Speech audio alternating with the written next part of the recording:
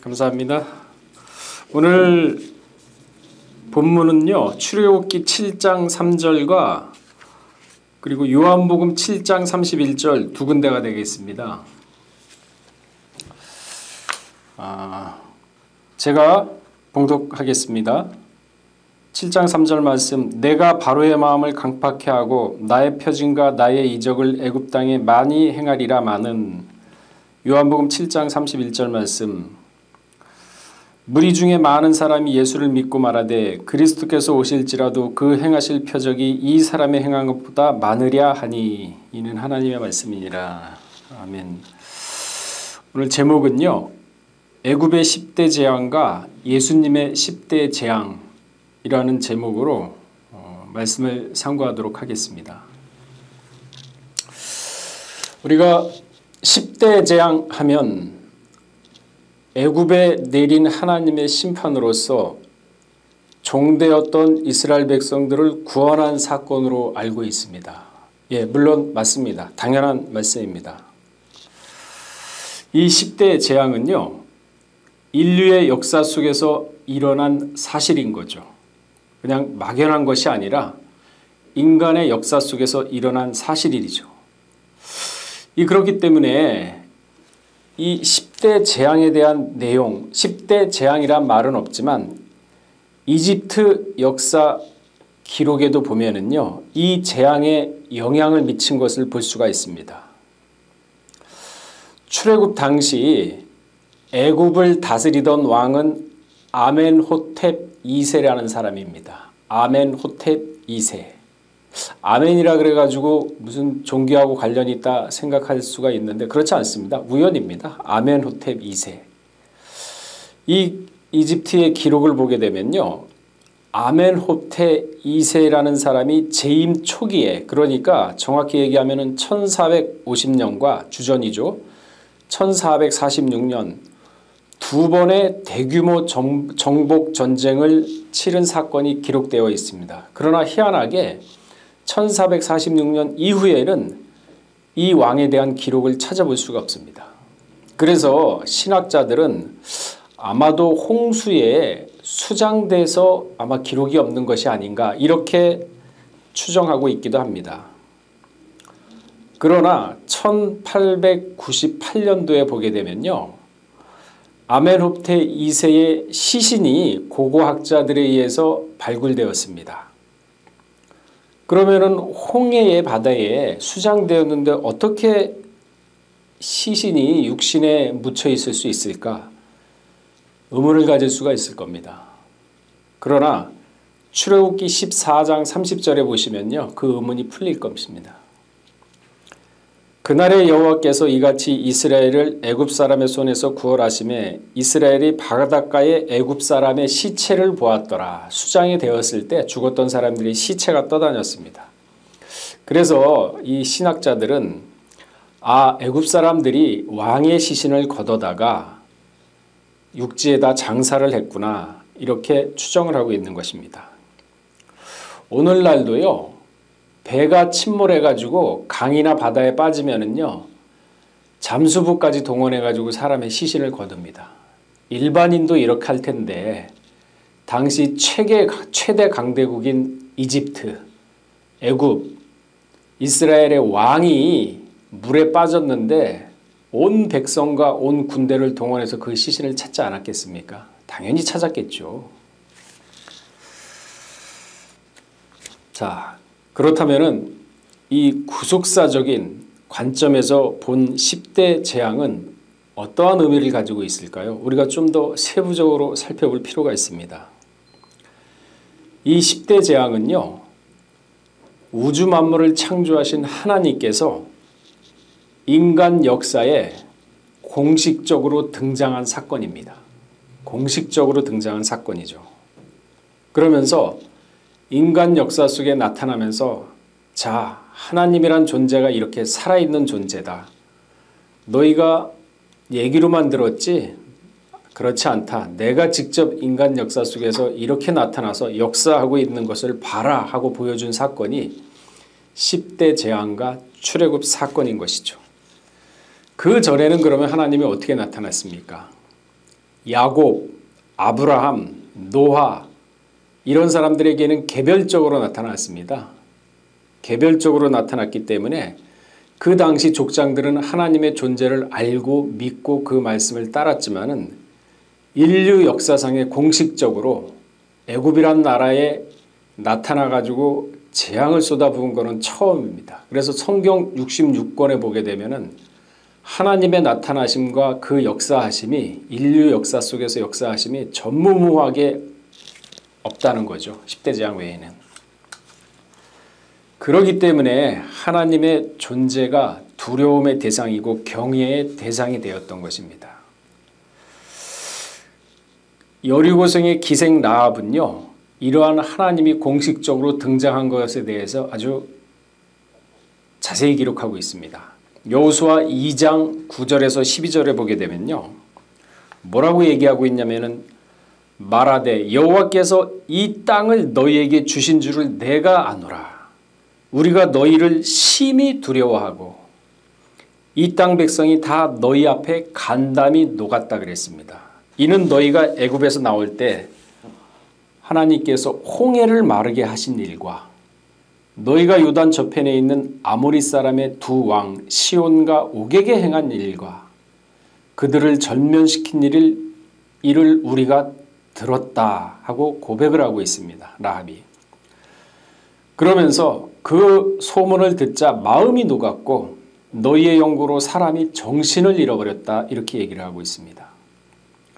그러면서 너희 하나님 여호와는 상천하지의 하나님이시며 그러므로 청하노니 내가 너희를 선대하였은즉 너희도 내 아버지 집을 선대하고 내 부모와 형제와 우리 가족을 모두 살려주어 우리로 생명을 구원할게 여호와 앞에 맹세하라 그랬습니다. 여호와 앞에.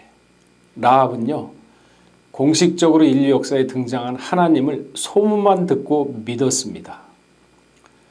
그리고 정신이 잃을 정도로 모든 사람들이 두려움에 떨었다고 고백을 하고 있습니다. 이것이 바로 10대 재앙이 가지고 있는 구속사적인 의의인 것이죠. 정확히 얘기하면 의의 중에 하나죠. 근데 우리가 이 여호수아 지금 기록된 말씀을 제가 읽었지만 곰곰이 생각해 보게 되면요. 라합은요. 소문을 듣고 하나님을 믿었습니다. 소문을 듣고. 기생 라합은 얘기만 듣고 믿었는데 이스라엘 백성은 어땠습니까? 소문이 아니라 홍해를 직접 갈라짐을 경험을 했고 바산한 옥과 아말렉을 멸하는 것을 갖다가 직접 눈으로 목도했습니다. 그럼에도 불구하고 소문만 들은 라합보다 못하게 하나님을 배반하고 하나님의 말을 듣질 않죠. 참 희한합니다. 기생 라합은 그래서 예수님의 족보까지 오르는 그러한 귀한 사람이 되었죠. 이것이 믿음입니다. 믿음. 눈으로 보고도 믿지 못한 사람이 있는 반면에 소문만 듣고도 믿지 못한 사람, 믿은 사람이 있습니다. 마태복음 9장 22절에 보게 되면요. 따라 안심하라 내 믿음이 너를 구원하였다 그랬습니다. 믿음으로 구원을 받은 겁니다. 믿음으로. 사도행전 14장 7절에서 10절에 보게 되면요. 나면서부터 안증뱅이 된 사람이 있는데 사도 바울하고 눈이 마주쳤어요. 근데 사도 바울은 영안이 뛰어난 사람 아닙니까? 영의 능력이 충만한 사람 아닙니까? 사망아 너 쏘는 것이 어디 있느냐 하면서 사망도 도망갈 정도로 말씀이 충만하고 성령이 충만한 사람이었습니다. 그 사도 바울이 안진뱅이를 봤을 때 그 사람의 속성을 모르겠습니까? 그 속마음을 왜 모르겠습니까? 알죠. 그러니까 뭐라고 했습니까?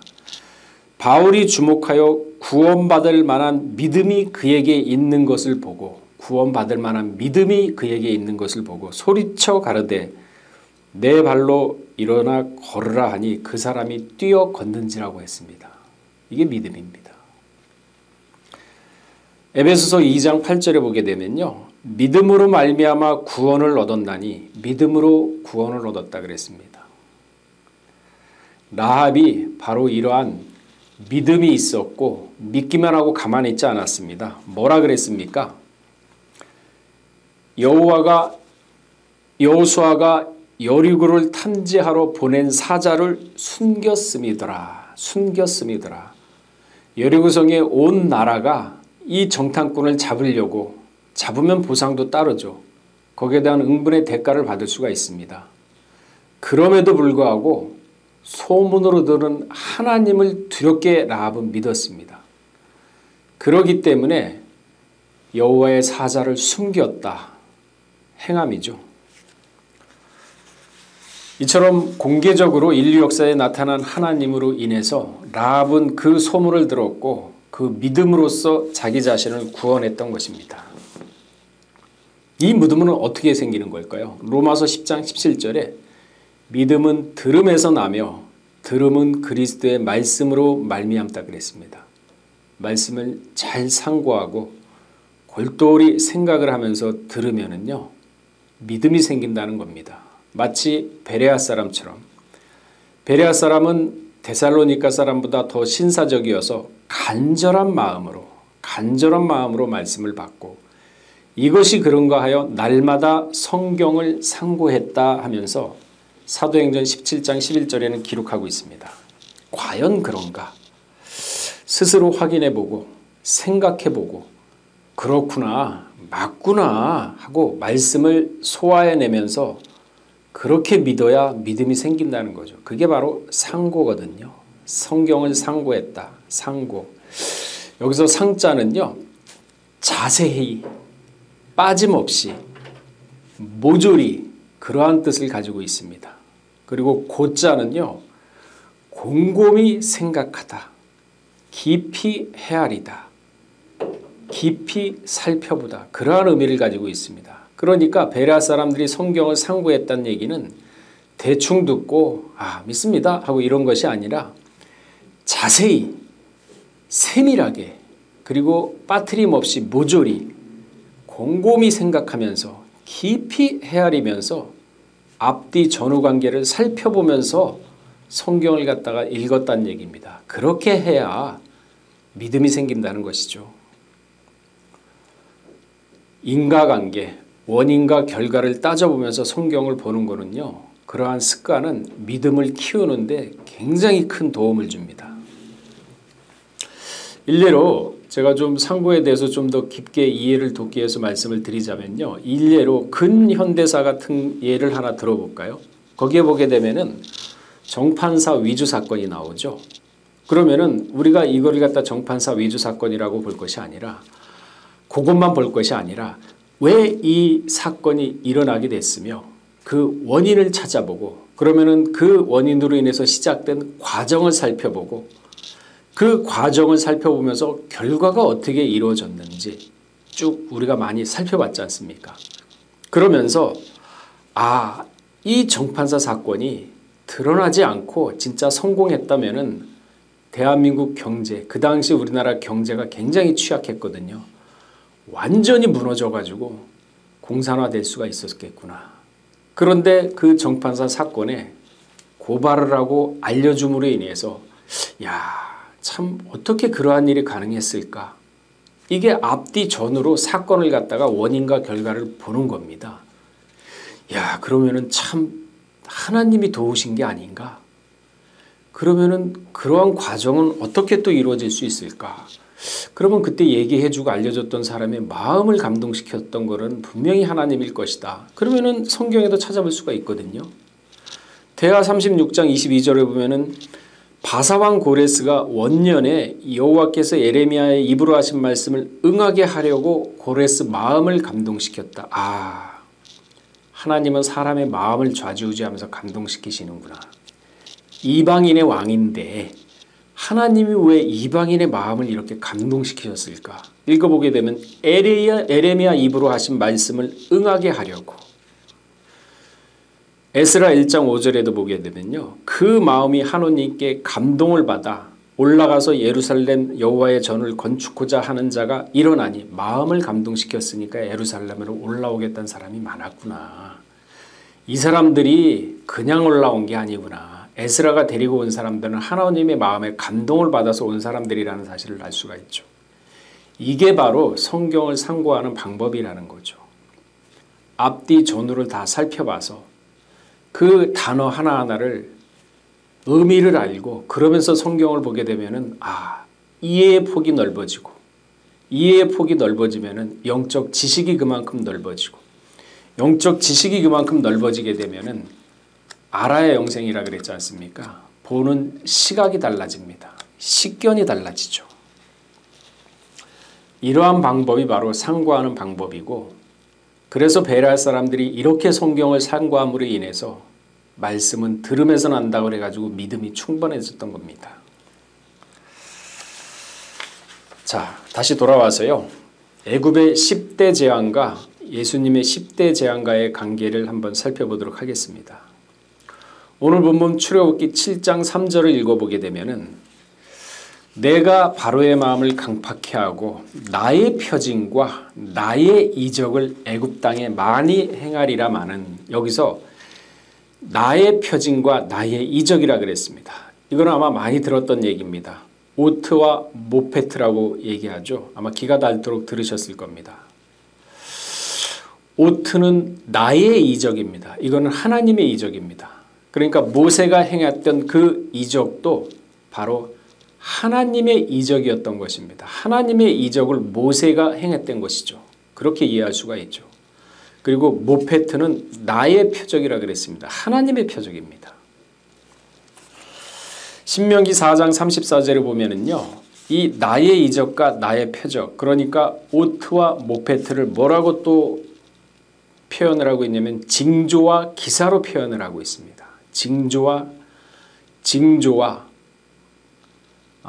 기사 그러니까 성경을 보거나 무슨 일을 하게 되면 가장 먼저 해야 될 것이 단어죠. 단어의 의미를 파악하는 것이죠. 그래서 이 징조라는 말을 갖다가 국어사전에서 찾아보게 되면요. 뭐라고 표현되어 있냐면은 어떠한 일이 생길 기미 그러니까 전조현상이죠. 어떠한 일이 발생하기 전에 일어날 수 있는 징조라고 표현합니다. 우리 보통 불길한 징조 이런 표현을 많이 쓰지 않습니까? 그러니까 먹구름이 끼네. 그러면 비가 올 것 같네. 소나기가 올 것 같아. 그게 바로 징조라는 표현이죠. 그 예수님도 그러한 표현을 썼죠. 마태복음 16장 2절을 보게 되면요. 예수님이 대답하여 가라사대 너희가 저녁에 하늘이 붉으면 날이 좋겠다 하고 이렇게 기후의 징조가 나타날 수 있는 걸 보고 어떻다는 것을 예견할 수 있다는 거죠. 이게 바로 징조라는 얘기죠. 어떠한 일이 생길 것에 대해서 미리 나타나는 현상입니다. 그래서 구속사 시리즈 8권의 112페이지에 보게 되면요.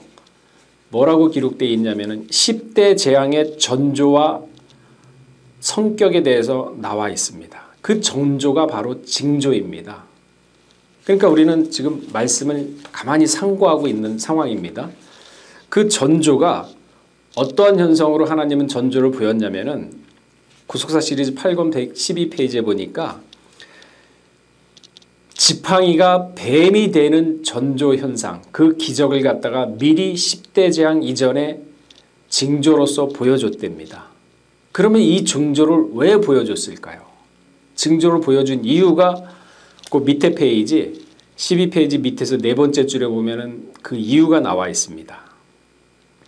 보게 되면요. 하나님의 의도를 알 수가 있죠.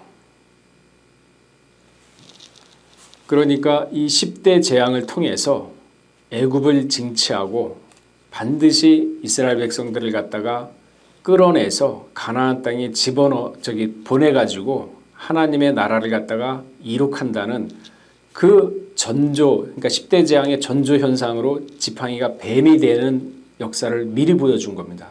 나중에 한번 읽어보시기 바랍니다. 그러면서 그 다음 장에는 뭐라고 나와요? 다음 페이지에 뭐라고 나와 있냐면 10대 재앙에 대해서 성격이 나와 있습니다. 그러니까 이렇듯 전조와 성격을 자세히 읽어보게 되면은 10대 재앙이 일어난 하나님의 의도를 제대로 파악을 할 수가 있습니다.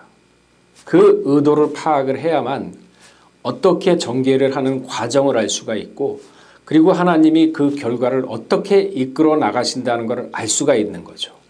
이게 하나님의 계획 속에 있는데 이 계획 속에서 이스라엘 백성들이 그러면 그 계획대로 순종을 했느냐 안 했느냐 그걸 판단할 수가 있죠. 그래서 성경을 상고하자는 겁니다. 하나님은요 모세를 세워서 10대 재앙을 통해서 애굽의 모든 잡신들을 갖다가 심판을 했습니다. 그리고 난 다음에 노예 생활에 있던 종되었던입니다. 노예 생활에 있던 이스라엘 백성들을 끌어낼 때도 그냥 끌어내는 게 아닙니다. 하나님은 반드시 400년 동안 고생한 보상을 다 받게 했습니다. 그렇게 보상을 받게 하고 난 다음에 이스라엘 백성들을 가나안으로 이끌어서 하나님의 백성으로 만들려고 했던 겁니다. 여기서 우리는 하나님의 성품이라 그럴까요? 인간으로 얘기하면 성격이죠. 이론이라도 손해를 안 보시는 분이시구나. 그러니까 이스라엘 구약시대 때는 선민이라 그러지만 지금은 이제 우리가 언약의 백성이란 표현을 씁니다. 하나님의 말씀을 지키고 받고 행하는 사람, 언약의 백성이라 그러죠. 선민이란 표현 안 씁니다. 지금은 언약의 백성, 우리가 바로 언약의 백성이거든요. 그러면서 성경을 통해서 보게 되면 일전이라도 손해를 안 보시는 하나님이시구나. 누구를 위해서? 언약의 백성을 위해서. 그럼 우리가 하나 깨달아야겠죠. 우리가 언약의 백성이 올바로 쓴다 그러면은 우리가 살아갈 때 다른 사람에게 이방인에게 일전이라도 손해도 안 보게 하시는 분이시구나. 그걸 파악을 할 수가 있는 거죠. 성경 말씀을 상고하다 보면. 그걸 믿자는 겁니다. 그러기 위해서는 이스라엘 백성처럼 불평과 불만이 아니라 하나님이 빼낸 근본적인 가나안에 보내려는 목적이 있는데 그 목적을 잊지 않고 살아가면은 이러한 똑같은 은혜와 똑같은 대접을 받는다는 거, 그걸 믿자는 거죠. 그걸 파악하기 위해서 성경을 보는 거고. 이러한 하나님을 믿고 의지하고 따르는 자, 가족, 자신의 생명 그리고 그 영혼까지도 하나님이 보호해 준다는 것을 우리는 성경을 통해서 분명히 확인할 수가 있습니다. 맞습니다. 그런데 또 한 가지는 이 모세를 택했는데 이 모세를 택한 이유가 또 하나 있죠. 바로 예수님이 예표를 삼기 위해서 모세를 택했다고 분명히 얘기를 하고 있습니다. 예수님의 예표가 모세입니다. 이 구속사의 중심은요, 예수님입니다. 그러니까 예수님의 초점을 맞춰서 모세를 봐야지 그래야 성경을 이해를 할 수 있고 그래야 우리가 어떻게 성경을 상고하면서 우리가 얻을 수 있는 믿음은 무엇인가를 볼 수가 있는 거죠. 예수님은요, 모세보다 141년 전에 1년 후에 태어난 분입니다. 그러니까 예수님보다 141년 전에 태어난 분이 바로 모세죠. 그렇다 하더라도 이 모세는 예수님의 그림자인 것입니다. 그래서 신명기 18장 5절을 보게 되면요. 내 하나님 여호와께서 내 모든 지파 중에 그를 택하여 내시고 그와 그의 자손으로 영원히 여호와의 이름으로 서서 섬기게 하셨느니라. 모세를 택했다고 분명히 얘기를 하고 있습니다. 18장 18절에 보게 되면요. 너희 중에 나와 같은 선지자 하나를 그를 위하여 일으키고 이렇게 얘기를 하고 있습니다. 분명히 예수님을 예표한 게 모세입니다. 그러니까 하나님은요. 구속사의 관점 속에서 미리 예수님을 갖다가 증거하기 위해서 모세를 1400년 전에 미리 택하신 겁니다. 이러한 하나님의 의도를 알아야 성경이 어떻게 되어지고 어떠한 관점에서 봐야 되고 어떻게 진행되는 것이고 어떻게 가야 올바른 것인지 보이는 거죠. 이걸 성경이 상고한다는 얘기 아니겠습니까?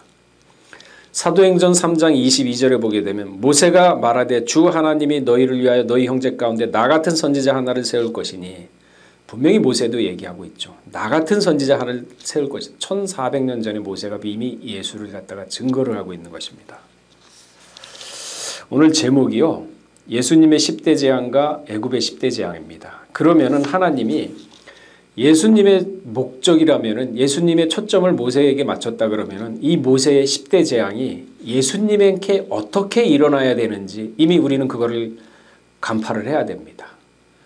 어떠한 의도가 있기 때문에 예수님이 어떠한 일을 행할 것을 미리 예언을 하기 위해서 모세의 10대 재앙을 하나님이 들어 쓰신 거죠. 미리 알려주신 거고 그거를 보셔야 되는 겁니다. 그러면 모세의 10대 재앙을 준 이유와 목적은 무엇인가요? 거기에 보게 되면은 성경이면 구속사를 보게 되면은 애굽의 모든 잡신들을 갖다가 멸하고 이스라엘 백성들을 구원했다 그랬습니다. 그러면서 이것은 예표라 그랬습니다. 그러면서 모세는 예수님의 그림자라고 얘기를 했습니다. 예수님도 그럼 모세의 똑같은 길을 걸었겠죠. 그래서 예수님이 아버지가 나에게 보여주신 것을 내가 행한다는 얘기가 바로 그 얘기입니다. 그래서 벗어나질 않았습니다. 성경에서. 오트와 모페트, 기사와 이적이라고 얘기했죠. 이 기사와 이적은 하나님의 기사와 이적이라 그랬습니다. 그래서 예수님은 뭐라 그랬습니까? 하나님이 내게 보여주신 대로 하나님이 내게 능력 주신 대라 그랬지 자기 능력이라고 안 그랬어요. 분명히 나의 기사와 나의 이적이라고 얘기했습니다. 그게 바로 오트와 모페트, 이 하나님의 기사와 능력을 예수님이 그대로 행하신 겁니다. 그래서 수많은 병자를 기사와 이적, 오트와 모페트로 하나님의 기사와 이적으로 고치신 거고 죽은 사람도 오트와 모페트, 하나님의 능력과 기사와 이적으로 행하신 것입니다. 그러면서 귀신을 내어 쫓았죠. 죄 가운데서 고난을 받는 육신을 갖다가 구원을 하신 겁니다. 그러니까 이스라엘 백성들을 죄 가운데서 구원을 하기 위해서 예수님이 오셨다는 겁니다. 모세하고 똑같죠. 애굽의 종되었던 이스라엘 백성들을 오트와 모페트 10대 재앙으로서 징벌을 하고 그 백성을 구원하는 거. 죄 가운데서 안증뱅이가 있고 벙어리가 있고 눈먼 자가 있고 고생하는 자를 예수님이 오트와 모페트로 구원하신 것은 모세가 행한 것을 그대로 따라서 하는 겁니다. 하나님이 보여줬기 때문에. 그래서 이 구약 성경의 오트에 해당하는 신약 성경의 말은 세메이온입니다. 세메이온. 사복음서에는 48번이 나오고 48번 나오죠. 사도행전은 13번이 나옵니다. 바울서신에서는 8번이 나옵니다. 히브리서에는 1번 나오죠. 계시록에서는 7번 나옵니다. 그래서 도합 신약에만 77번 나옵니다. 그리고 모페트는요. 신약의 테라스인데 신약에서 모든 16번이 사용되었습니다.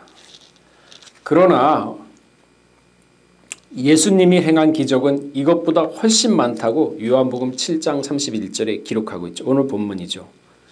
대표적인 사건만 간추린 것이 바로 사복음서의 신약 성경에 나온 것입니다. 이처럼 예수님은요. 모세가 행했던 걸 그대로 보고서 그대로 하나님이 보여줬기 때문에 귀신을 내어 쫓았고 치유를 했던 것입니다. 이 예수님이 이렇게 오트와 모페트로 귀신을 내어 쫓고 치유를 행한 근본 목적은 무엇인가? 그들을 낳기 위해서, 그들을 고치기 위해서, 그거는 1차적인 목적이지만 근본적인 목적은 무엇입니까? 사단과의 싸움, 이 모든 것들, 죄로 인해서 사람이 병들고 죄로 인해서 눈이 멀고 죄로 인해서 귀머리가 됐는데 이 모든 것들을 모세가 10대 재앙으로 몰아냈듯이 예수님이 오트와 모페트로 사단을 멸하기 위해서 오셨다는 겁니다. 그게 모세가 보여준 걸 그대로 예수님이 행했던 거죠. 그 말씀이 마태복음 17장 18절에 있죠. 누가복음 4장 35절에 있습니다. 또한 11장 14절에도 그 말씀이 있고 요한일서 3장 8절에도 그 말씀이 있죠. 뭐라고 얘기하고 있습니까? 8절에 보시면 죄를 짓는 자는 마귀에게 속하나니 마귀는 처음부터 범죄함이라 하나님의 아들이 나타나신 것은 마귀의 일을 멸하러 하십니다. 이게 예수님의 오신 목적이고 그래서 예수님이 오신 목적을 갖다가 이스라엘 백성들한테 좀 더 이해를 시키기 위해서 전조현상으로 10대 재앙, 좀 더 넓은 의미의 전조현상으로 10대 재앙을 부여준 겁니다. 이스라엘 백성은 모세를 통해서 그의 10대 재앙을 보고서 예수님이 행한 기적을 보고 모세의 행한 일을 그대로 행하시는 분이 이분이구나 하면서 예수님한테 돌아왔어야 되는데 어떻게 했습니까? 율법으로 정죄했습니다. 예수님을 오히려 율법으로 죽였습니다. 자, 그렇다 그러면은 이걸 2000년 전의 상황으로 놓고 보지 말고 지금도 우리가 말씀을 제대로 파악을 하지 못하고 말씀을 깨닫지 못한다 그러면은 오히려 말씀을 죽이는 꼴이 그대로 되는 겁니다.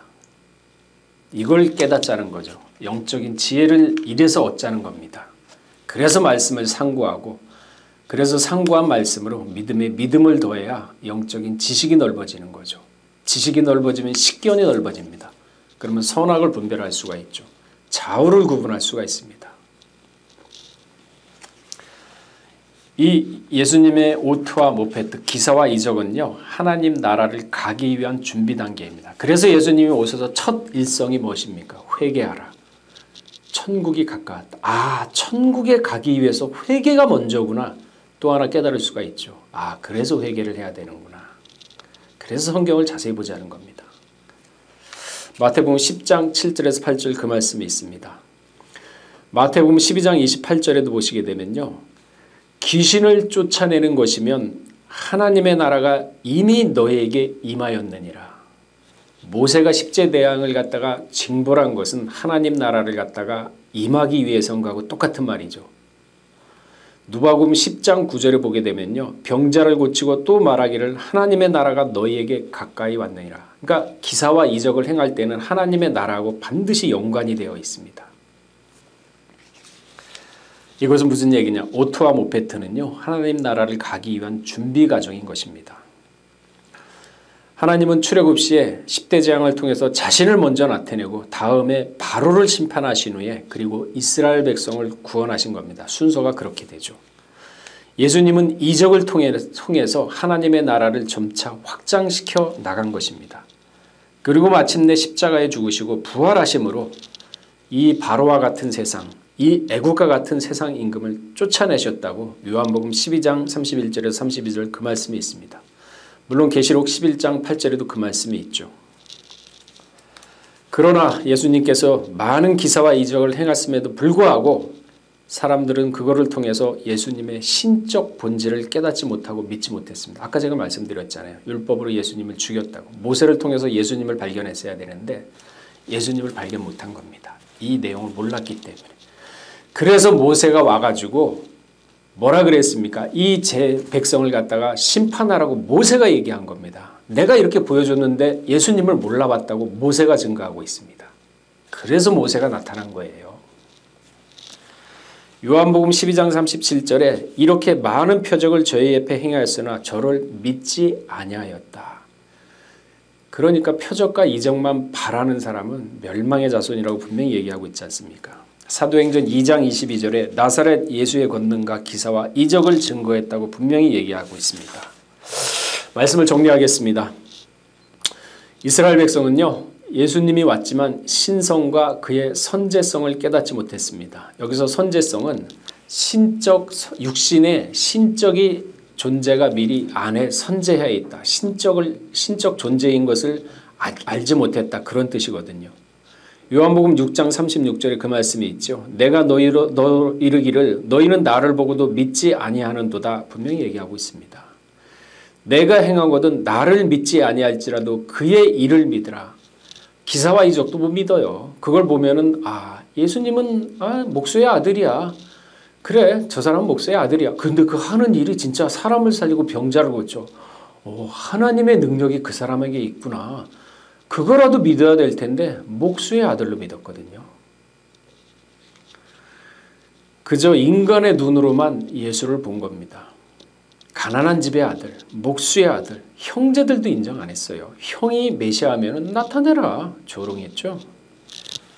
영적으로 봐야 되는데 눈이 가려졌습니다. 그러니까 사도 바울이 이 내용을 정확하게 파악을 하고 있거든요. 그러니까 고린도후서 3장 14절에 15절에 뭐라고 얘기하고 있습니까? 오늘날까지도 구약을 읽을 때 그 수건이 오히려 벗겨지지 아니하였고 이스라엘 백성은 아직까지도 수건이 벗겨지지 않았어요. 초림에서 지금도 모릅니다. 그 수건은 그리스도 안에서 없어질 것이다. 우리는 그 수건이 벗겨졌지 않습니까? 구속사를 알게 되고 이 성경을 살고 하면서 영적 지식이 점차 넓어지지 않습니까? 그들보다 우리가 100배 나아요. 오늘날까지 모세의 글을 읽을 때 수건이 오히려 그 마음을 덮었다 그랬습니다. 불쌍하죠. 애굽의 오트와 모페트는요, 신약의 예수님께서 계속 이어져 기사와 이적으로 이 세상을 몰아냈다고 분명히 얘기하고 있습니다. 끝날에도요, 에레미야 32장 20절에서 21절에 뭐라고 얘기하고 있습니까? 제가 봉독하겠습니다. 주께서 애굽에서 징조와 기사로 행하셨고, 에레미야는 지금 애굽에서 행한 걸 지칭을 하고 있습니다. 행하셨고 오늘까지도 이스라엘과 외인 중에 그같이 행하사 그의 이름을 오늘과 같이 되게 하셨다. 그러니까 하나님의 이름은 공개적으로 10대 재앙으로서 인류의 역사에 들어왔다는 얘기를 하거든요. 그러면서 인간의 삶, 한 사람 한 사람의 삶에도 오트와 모페트가 역사를 하고 있다는 걸 지금 이렇게 얘기하고 있는 것입니다. 에레미야는 오늘과 같이 되게 하셨다. 주께서 징조와 기사와 강한 팔과 드신 팔과 큰 두려움으로 주의 백성 이스라엘 백성을 애굽 땅으로 인도하여 내시고. 그러면 우리가 지금 우리 삶 가운데 애굽의 같은 이 세상에서 우리가 점차 광야로 나와서 불평불만 없이, 그러니까 광야의 생활을 쭉 돌아보게 되면요, 우리가 어떻게 살아야 될까, 어떤 자세를 가져야 될지를 다 파악을 할 수가 있어요. 그러면서 가나안 땅에 제대로 한 걸음 한 걸음 들어가고 있느냐, 진정으로 애굽에서 나와가지고 우리가 가나안을 향해 걸어가고 있느냐, 그걸 돌아보라는 거죠. 오늘날 현대인은 누구나 애굽과 같은 바벨론의 세상 속에서 살고 있습니다. 그렇기 때문에 그 영향력은 누구에게나 자유로울 수가 없습니다. 그러니까 이스라엘 백성도 애굽으로 다시 돌아가자 그랬거든요. 그 영향력이 430년 동안 뼛속까지 묻어 있었기 때문에 그걸 바꾸려고 십계명을 준 거고, 그걸 바꾸려고 광야에서 풀무불처럼 고생을 시킨 겁니다. 돌아오지 않았습니다. 애국과 같은 세상, 인본주의죠, 황금만능주의죠, 쾌락주의죠. 이러한 세상은 분명히 10대 재앙과 같은 심판으로 멸망됐다는 걸 봤습니다. 마지막 때도 10대 재앙과 같은 재앙이 이 세상에 일어납니다. 그러면서 그때 우리 백성들을 구원하죠. 새하늘과 새 땅이 그때 돌아온다는 것입니다. 우리 3대 교구 성도님들, 그날이 반드시 있습니다. 언제일진 저는 모릅니다. 그러나 그날이 반드시 성경이 있다 그러니까 저는 그거 100% 믿고 있습니다. 그렇기 때문에 분명히 새하늘과 새 땅이 있다 그랬습니다. 그 천국의 소망을 두시고 항상 그 나라와 그 의를 구하면서 확고한 신앙을 지키며 살아갈 때 분명히 이러한 믿음이 있다 그러면은요, 라합처럼 믿음이 있다 그러면은 하나님은 우리 개개인 한 사람 한 사람마다 오트와 모페트로서 우리를 사비부 지켜 보호해 주신다는 사실을 믿으시기 바랍니다. 다 같이 기도하시겠습니다.